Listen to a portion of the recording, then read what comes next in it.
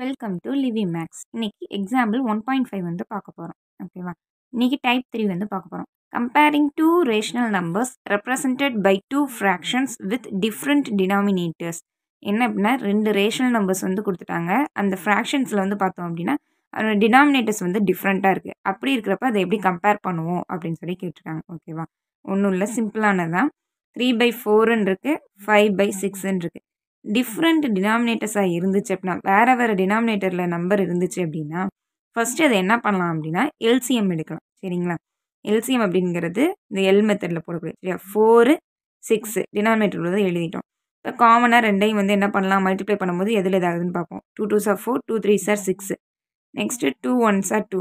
இது வந்து எதுவும் அந்த 2 டேபிளில் வராது. அப்போ 3 அப்படியே போட்டுரும். Next 3 1s are 3. ஓகேவா? அப்போ என்ன கிடச்சிருக்கு 4க்கும் 6க்கும்? 2 2s are 4. 4 3s are என்ன? 12. அப்போ எல்சிஎம் வந்து நமக்கு என்ன கிடச்சிருக்கு? 12ன்னு கிடச்சிருக்கு. இந்த 12 என்ன பண்ணணும் அப்படின்னா, இந்த 3/4 இருக்குது பார்த்தீங்களா, இந்த ஃபார்மேட் எழுதிக்கிங்க. By equal to by 12.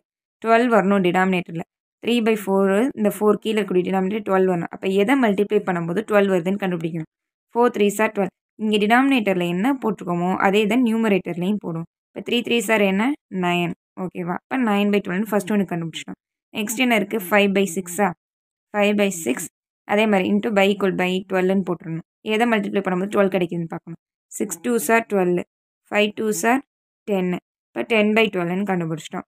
இப்போ ஃபஸ்ட்டு என்ன பண்ணோம், டினாமினேட்டர் ரெண்டையும் எடுத்து எல்சிஎம் கண்டுபிடிச்சோம்.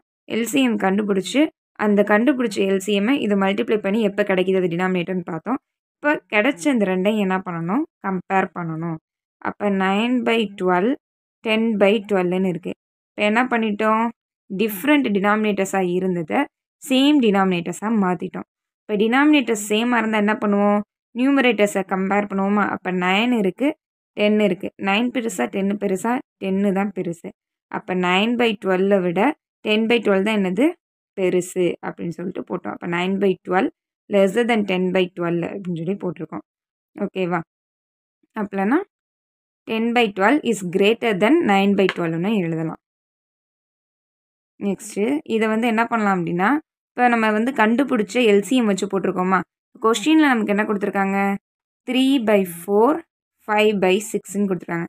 3/4க்கு பதிலாக தானே 9/12, 10/12க்கு பதிலாக 5/6க்கு பதிலாக தான் 10/12 கண்டுபிடிச்சோம். அப்போ 10/12க்கு நேராக என்ன இருக்குது? 5/6. அப்போ அந்த சிம்பிள் அப்படியே போட்டுற வேண்டியதான். 5/6 தான் பெருசு, 3/4 விட அவ்வளோ. அவ்வளோதான். ரொம்ப சிம்பிளான கான்செப்ட். டினாமினேட்டர் வேறையாக இருந்துச்சுன்னா எல்சிஎம் எடுக்கணும். எல்சிஎம் எடுத்ததை வச்சு அந்த இருக்கக்கூடிய ரெண்டு ரேஷனல் நம்பர்ஸையும் மல்டிப்ளை பண்ணி எதில் டினாமினேட்டர் அது கிடைக்குதுன்னு பார்க்கணும். அந்த கண்டுபிடிச்ச எல்சிஎம் வச்சு அந்த மல்டிப்ளை பண்ணி கண்டுபிடிச்சது ரெண்டையும் கம்பேர் பண்ணணும். ஏன்னா அந்த டினாமினேட்டர் சேமாக வந்துடும். நியூமரேட்டர்ஸை கம்பேர் பண்ணிவிட்டு அதுக்கப்புறம் நம்ம கொஸ்டினில் கேட்டதை அதை கொண்டு போய் அப்படியே அப்ளை பண்ணிட வேண்டியதான். அவ்வளோதான். ரொம்ப சிம்பிளான கான்செப்ட் தான். நம்ம சேனலை லைக் பண்ணுங்கள், சப்ஸ்கிரைப் பண்ணுங்கள், பெல் ஐக்கானை ப்ரெஸ் பண்ணி சப்போர்ட் பண்ணுங்கப்பா.